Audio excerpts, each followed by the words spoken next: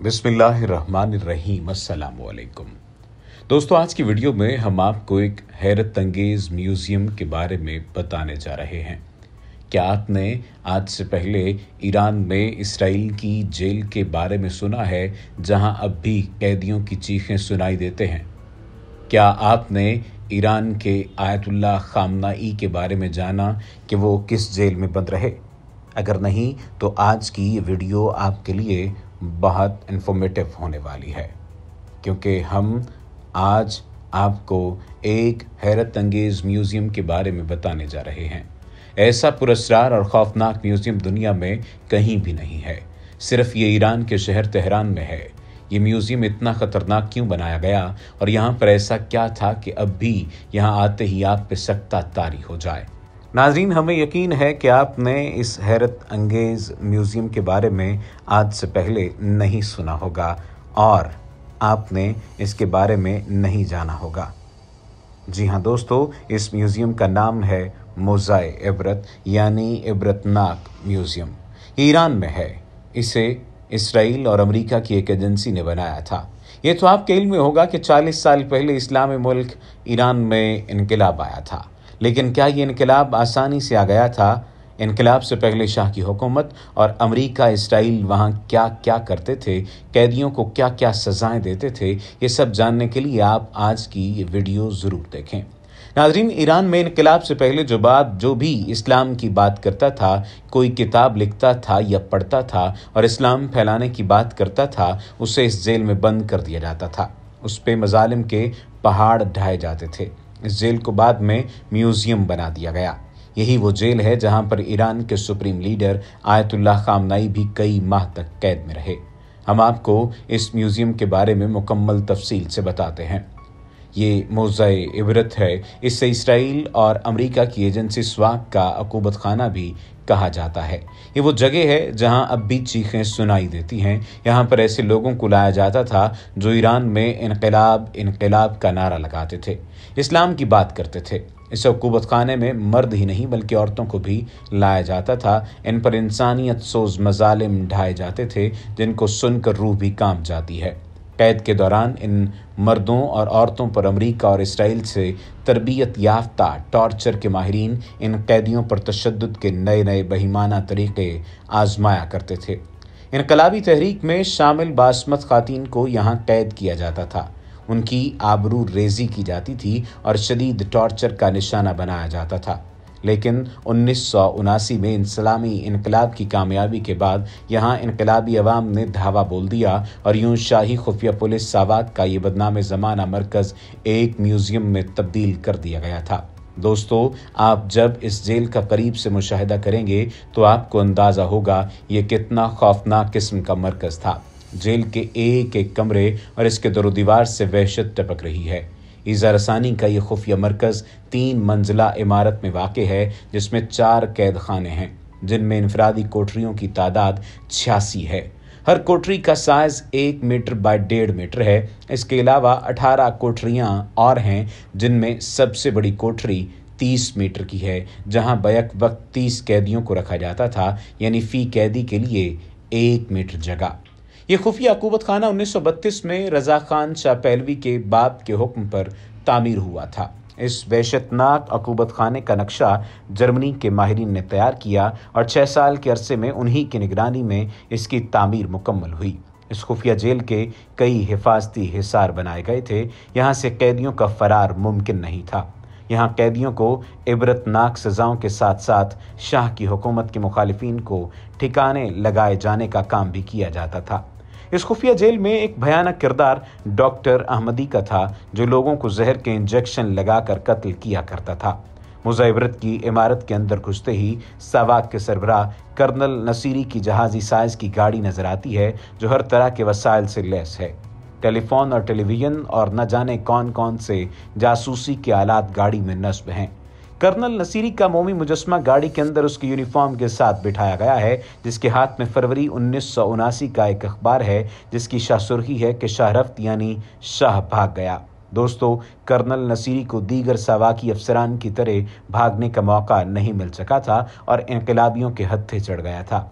अपनी सफाकी की बिना पर कर्नल नसीरी इनकलाबियों में कसाब तेहरान के नाम से मशहूर था।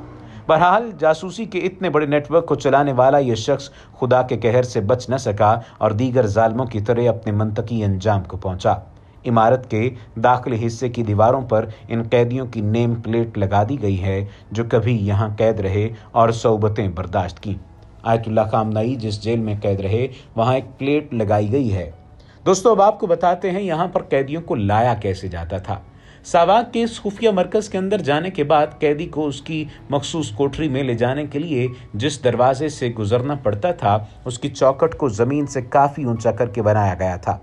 चुनाचे हाथों में हथकड़ी, पांव में बेड़ी और आंखों पर पट्टी बंधी होने के साथ कैदी चलता हुआ जब चौखट के करीब पहुंचता था तो सावाकी एहलकार उसका हाथ छोड़ देता और यूं कैदी जो ही पैर आगे बढ़ाता था चौखट से टकराकर बुरी तरह गिर पड़ता था। ये ईजा रसानी का पहला मरहला था जिससे हर कैदी को गुजरना पड़ता था। उसके बाद इस कैदी के नाखून के नीचे वाले हिस्से में सुई घुसा दी जाती, फिर उसे मोमबत्ती या लाइटर के जरिए गर्मी पहुंचाई जाती और फिर उसके नाखून खींचे जाते थे।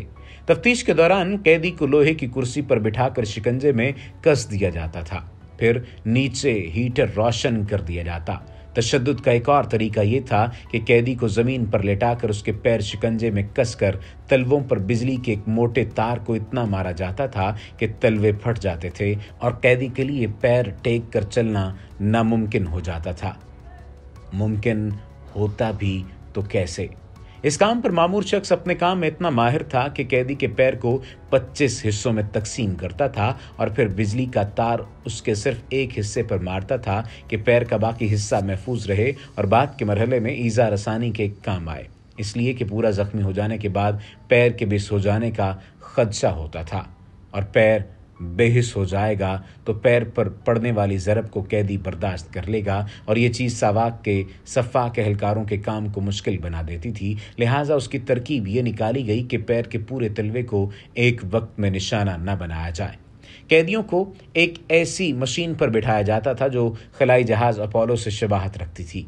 कैदी को इस मशीन पर बिठाकर कस दिया जाता था और उसके सर पर एक खुद चढ़ाकर उसके बदन के नाजुक आज़ा, कान की लौ, होंठों, नाक और हत्ता के बदन के हसास मकामात को मशीन में नस्ब बिजली की तारों से मुत्तसिल कर दिया जाता था।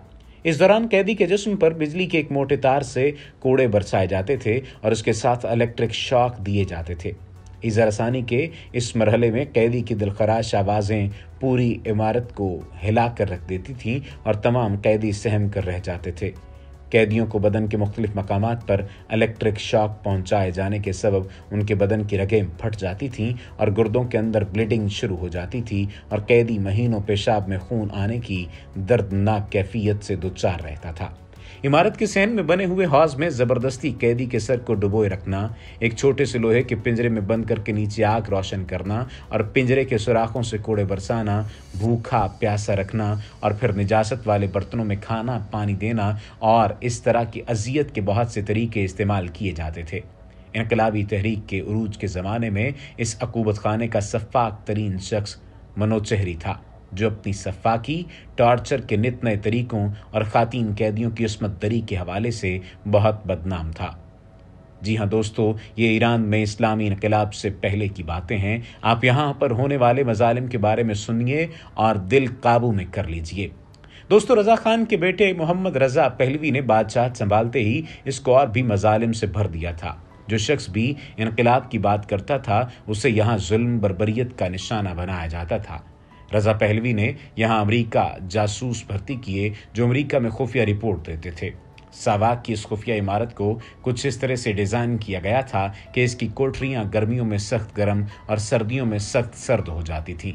इसके अलावा इमारत के अंदर की आवाज़ बाहर सुनाई नहीं देती थी, लेकिन क्या तारीख में कभी ऐसा हुआ कि हक को हकीकत का प्रचार करने वालों की आवाज़ दबाई जा सकी हो? क्या तारीख में कोई ऐसा हिसार और दीवार है कि जिसने हुर्रियत पसंदों और मुजाहिदों की आवाज़ को अपने हिसार में महसूर कर लिया हो?